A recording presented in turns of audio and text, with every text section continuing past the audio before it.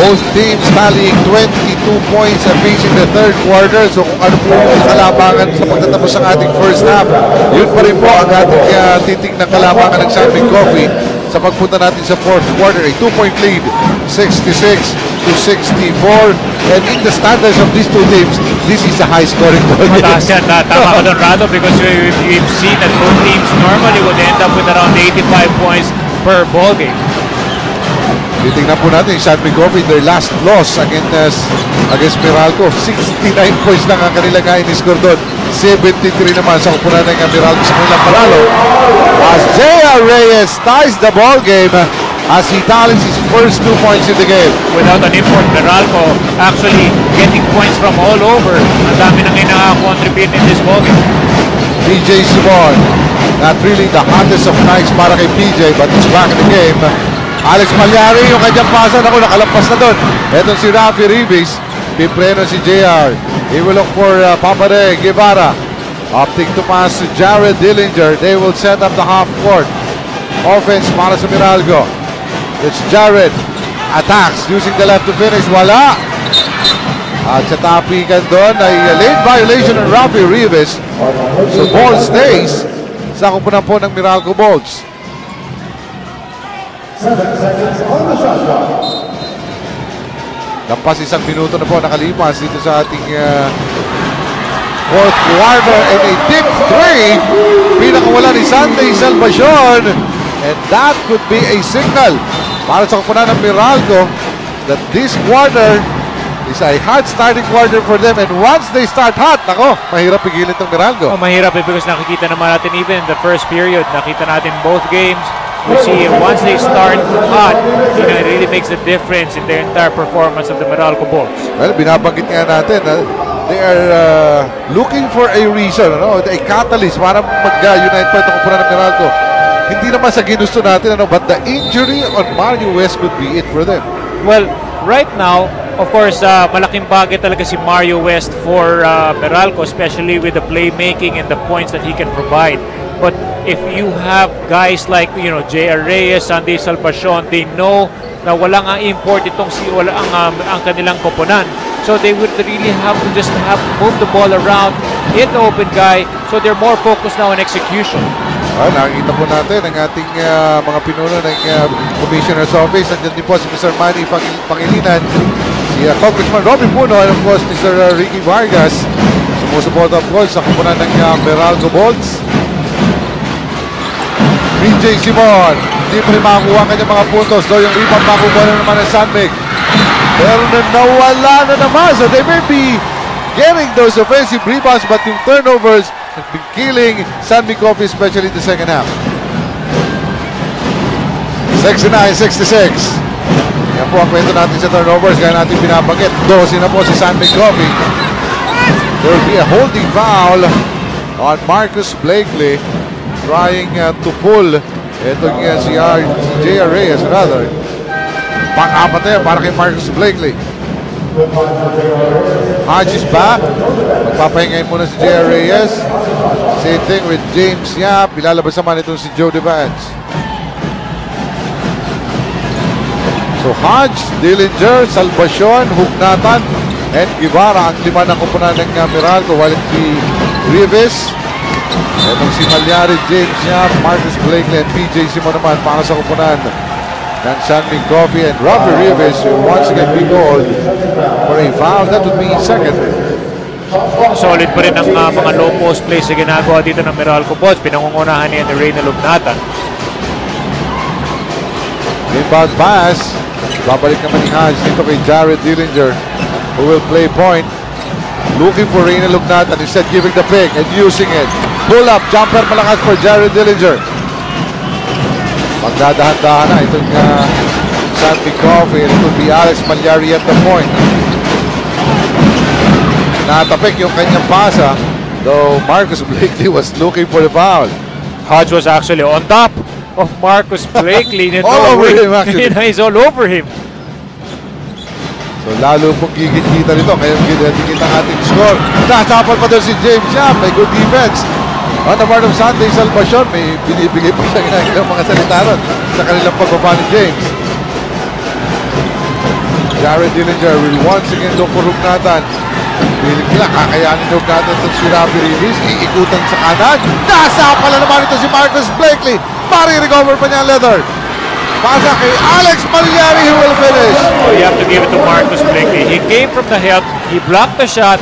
Got the loose ball. Siya pa yung nag-issue ng assist of that fast break. At yan po ang kahalagahan. Ito si Marcus Blakely.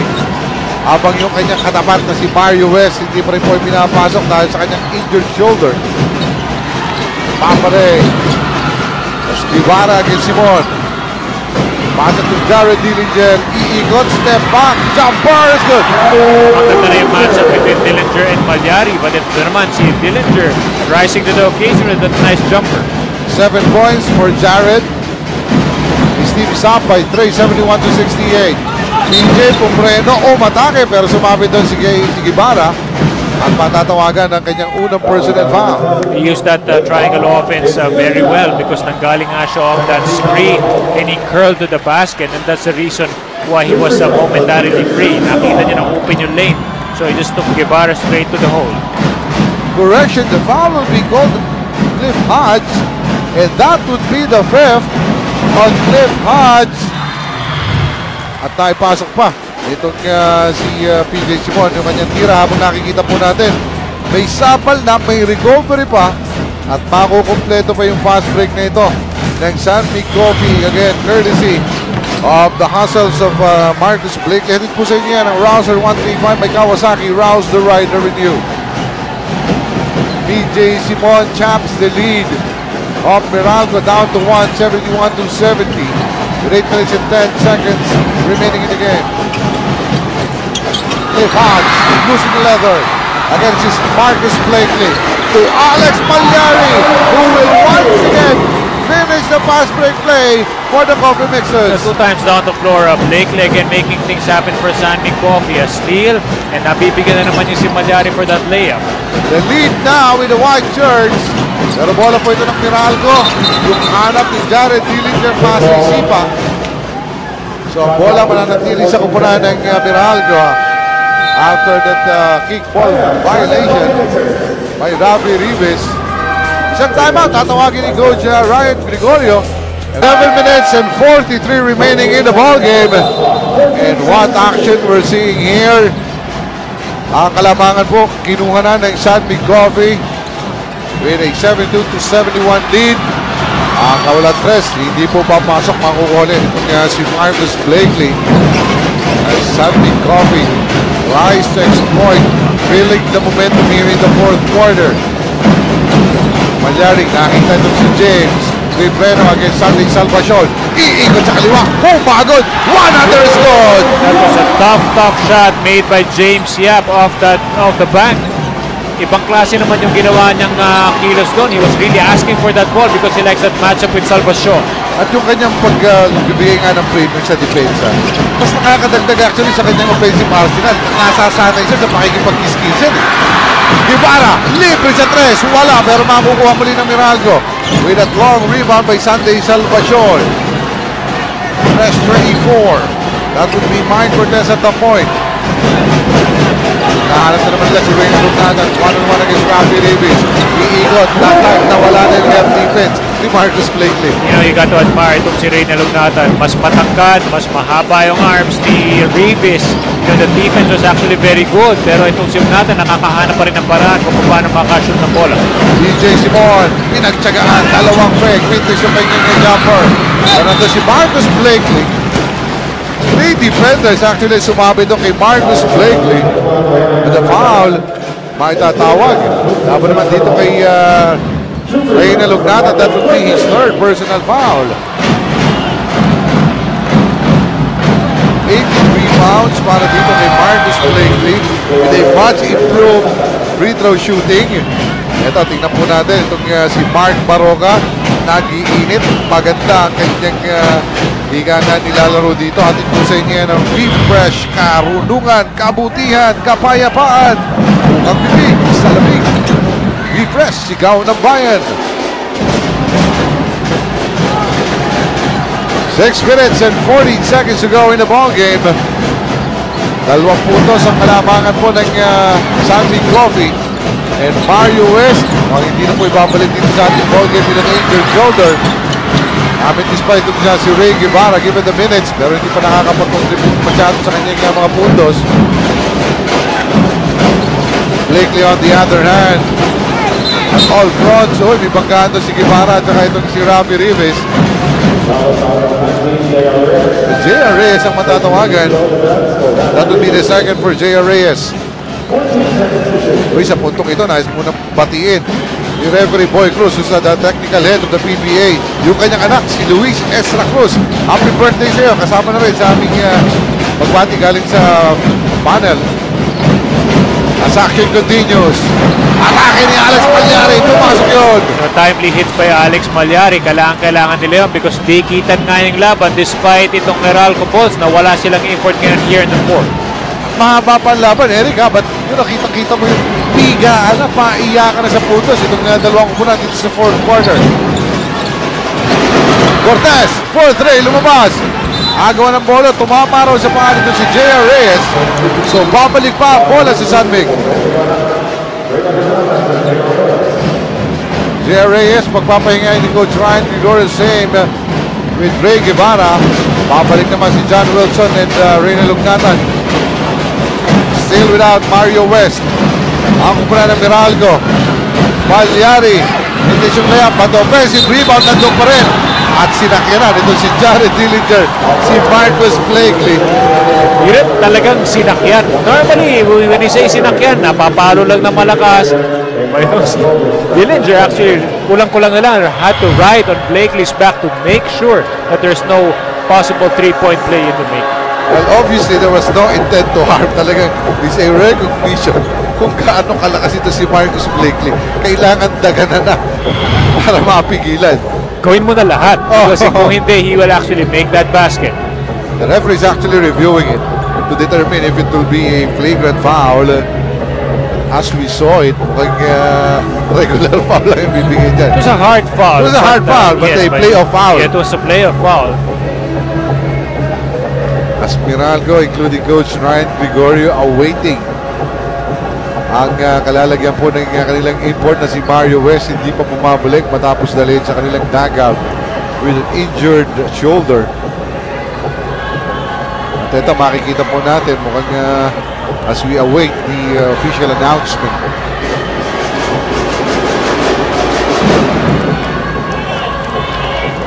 You look at the free throw shooting meanwhile ni Marcus Blakely.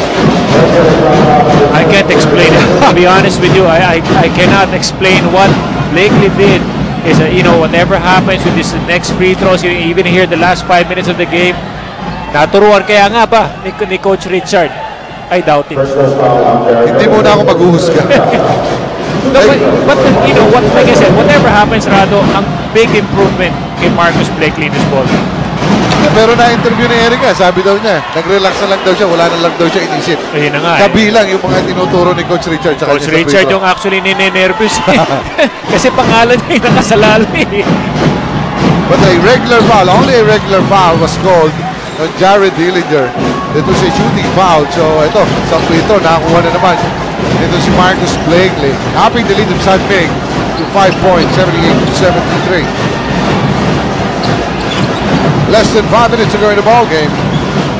Nakawala si Mark Cortez. Bumomba! Kinuha pa sa kanan! There were 3 guys actually going up to defend Mike Cortez, but I just don't know where he will bring that basket. But that nice spin off the glass really made it to fall. Vulcan nga, nagsapusa. Kaya nga. Nagsapusa yung galaw ni Mike Cortez for his 15th point of the game. PJ. Pepek sa kaliwa, punta sa kanan. Tatlong pick. Nawala. Bibigay yung pasa. Magpapalik sa ilalim, mananakaw.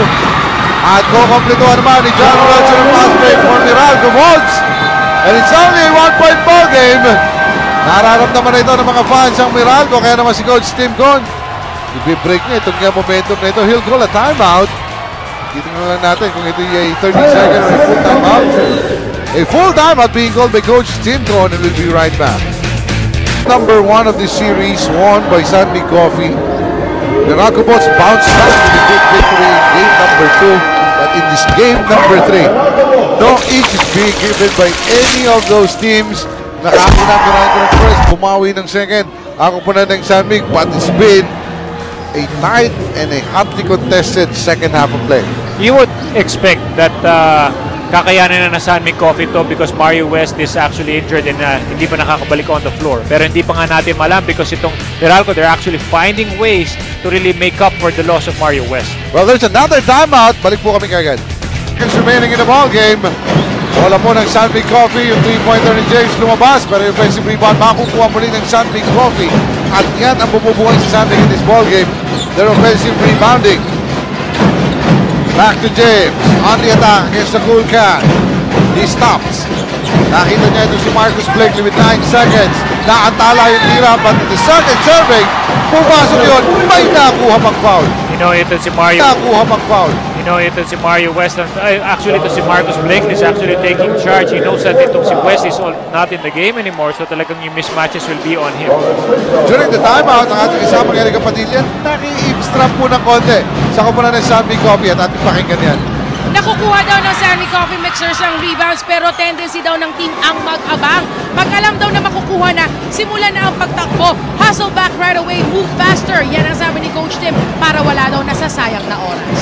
Maraming salamat, Erika. Rebounding not a problem for San Mig, but their turnovers have been hurting itong San Mig Coffee. Though they're still on top by 3. Step back, 3-pointer. Malakas yun para kay Sunday Salvacion. 80-77. Lamang po ang kumuna ng San Mig Coffee as Marcus Blakely at itong mga foul ni Jared Dillinger. Medyo delikado na ito dahil laging paakap na yung kanyang mga foul dito. Baka matawagan na yan. That's going to be critical because of course Dillinger is playing, he's needed on the floor. So the referees are talking to Jared Dillinger. Iwasan mo na yung pagkakapakap na yan. Panglima na yan para kay Jared Dillinger and the free throw shooting nitong si Marcus Blakely. Talaga po namang patuloy ang pagkinay. Samantala, itong makinis na lusot. Itong si Mike Cortez, tatlo ang kanyang nilustan doon. Natin sa inyo yan ang photon. Empower your business. Vintage yung pangalawa, makukuha ni John Nelson. Kakaripas na kagad ito dahil apat na lang hinahabol. Jumper is good. Nelson challenging the defenses of San Mig Coffee right there. He was covered, but he had his composure to still keep his eye on the basket. 9 points for John Wilson. The lead is down to 2. With 2 minutes and 52 in the ball game. Anyong titira itong si Alex Malyari pero pinasa na lamang niya. Ibabalik sa kanya ni Mark Baroka. 8 seconds in the shot clock. Malyari, 4-3! That's going to be a big shot right there by Malyari. Kanina yung first attempt, nag-hesitate siya because gusto pa niya gamitin yung shot clock. Alex Malyari with a big game. At 5 puntos ang kanyang ibinigay na kalamangan sa kanyang kupunan na 84-79. John Wilson stops. Midrange yung kanyang tira, makukuha ni Marcus Blakely. And all the San Mig Coffee players and the coaching staff saying, let's slow things down. Baroka using the pink wrist pick. They'll go to James. James on the attack. Babalik kay Mark Baroka. Baroka using the pick.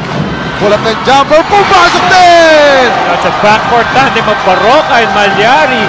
Really keeping things alive dito para sa kupunan ng San Mig Coffee. A hot run for the San Mig Coffee Mixers as Meralco calls a timeout.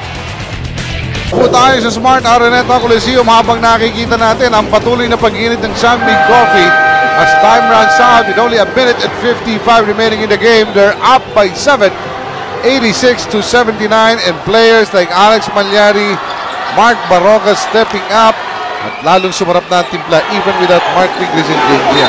Sobrang sarap na lalo na when you have your two backcourt men providing those big numbers offensively. Meralco needs a basket badly at this point of the game, and they go to Mike Cortez attacking. Pintisyan, tapigan, Marcus Blakely with a recovery once again. Makakawala sa double team, sasagitsin, James Shabrel finish! Great fast break play with San Mig Coffee. That's going to be big after that nice defensive stuff. And that could be one of the biggest baskets of the game. And the effect it puts dito naman sa momentum nitong kupunan ng San Mig Coffee and the morale of the Meralco Bulls. You know, for a while, even without Mario West, ang ganda rin ang ginagawa dito. Actually, Mario West is back on the bench. Pero for a while, nakita natin, itong Meralco Bulls. They were able to sustain their good play even with West not being able to be on the floor. But itong actually sa patagal ng patagal, San Miguel Coffee nakaka-adjust yan, lalong-lalo na because they know that they execute itong Meralco Bulls. They would just have to play tighter defense and they still have the luxury of having Blakely on the floor. Well, babanggit natin yan in this conference. Halos yung mga imports ay halos pareho lang. Kaya XX pa na lamang even evening things out. Pero dito, Marcus Blakely, walang nakatapat talaga dito yung captain sa Mario West. James, pansumandaling libre. Will use some clock. Papaikutin ito ng San Miguel Coffee with an 8-point lead. Mark Baroka, getting the handoff. Tapos yung kanyang tira at makakuha ni Mike Cortez. A minute and 2 seconds remaining in the ball game. Mike Cortez getting that pick from Hodge. Tatagal ang bola kaya interest ito ni Jared Dillinger, who will connect from outside for 3. 10 points para kay Jared Dillinger. At hindi ito pipilitin ng Sandbag. They will call a timeout to sort things out. Dahil alam nila, 5 puntos lamang ang kanilang kalamangan dito. With 53 seconds remaining, ang dami pa pwedeng mangyari as we listen in to the Meralco Bulls bench. When they get the ball, foul him, all right? Right away, follow. Yeah, when Pingris and Blakely get the ball, you foul them right away. All right, you got that? All right?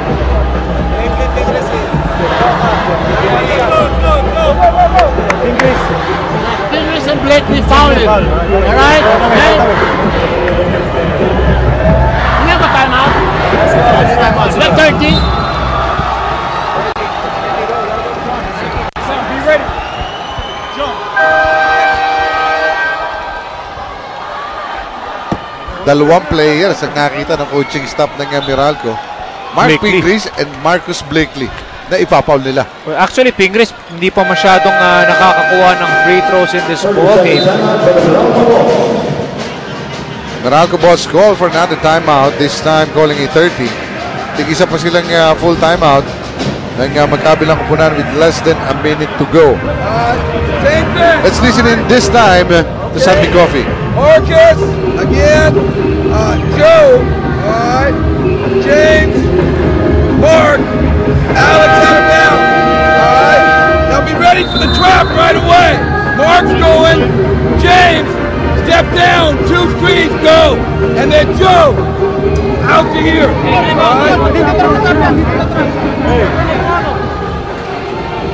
Not really worried about the hack-a-ping or hack-a-Marcus.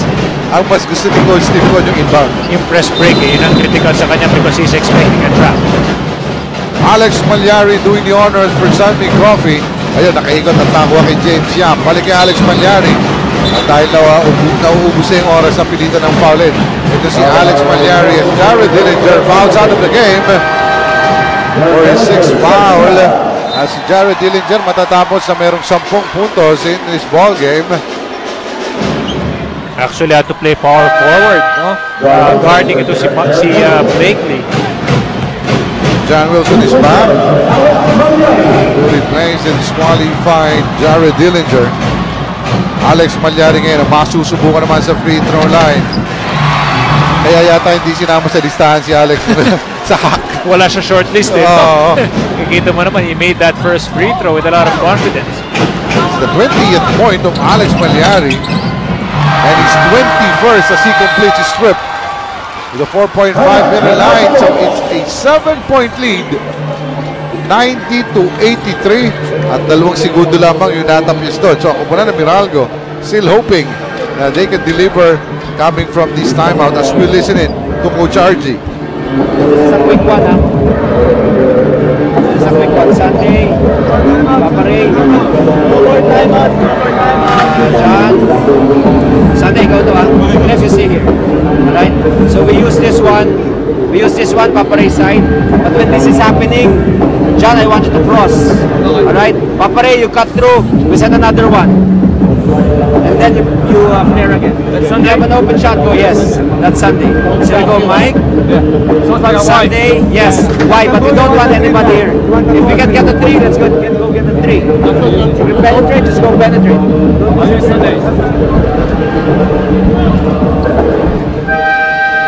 Coach Ryan hoping for a quick basket. If there's a free throw, they're willing to take it. Nandun naman yung mga he has a lot of those tools. So this is the number one option, especially from the three-point line. Ang kanilang konsentrasyon, oras, sapagkat 51 seconds na lamang po ang natitira. They're still down by 7 points. Nahirapan mag-inbound. Sandy Salvacion finally getting it.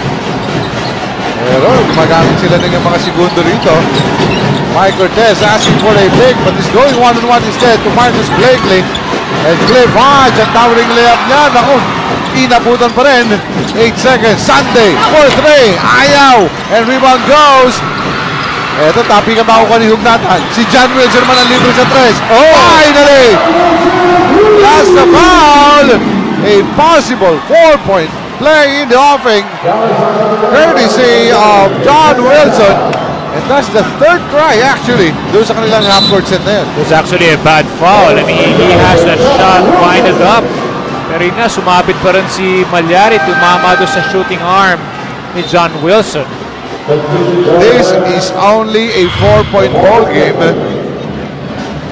So kung maipapasok ito ni John Wilson, this would only be a single possession game. Naman, pwede pa to, Rado, because if he makes his basket, then 3 down by 3 na lang sila. And even if he doesn't make this, it's still going to be very dangerous. 26 seconds left is a long time.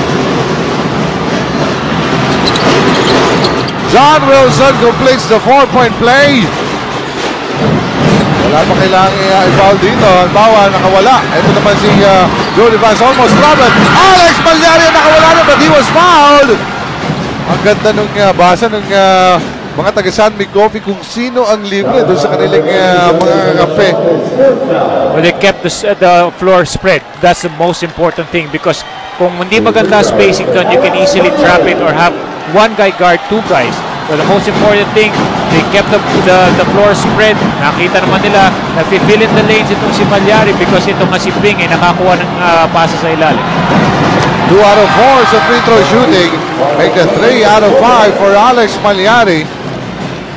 Now, who's been moving without the ball very well. Kaya naman siya nakikita nung kanyang mga kampe for the possible finish. Alam mo how many times down the floor kanina, si Blakely is the number 1 passer to Alex Malyari off those fast break. Ngayon naman kanina, si Pingris seeing him streaking down the floor. Again, made possible. Gaya nga binanggit ko, Coach Jerry, nung spacing itong mga taga-San Mig Coffee at kompleto yun. 18 seconds to go. John Wilson to Mike Cortez. Pipreno hahanap ng libre. Instead he'll attack. Sunday Salvacion for 3. Ayaw. Tumabas. Makuha ni John Wilson. But there would be a foul on the rebound play. John Wilson. Ang makikita ng ating mga referees, he will foul out of the game. And with 5.1 seconds to go in the game, San Mig Coffee can seal this one with Mark Barroca shooting free throws. John Wilson fouling out with 13 points in the game.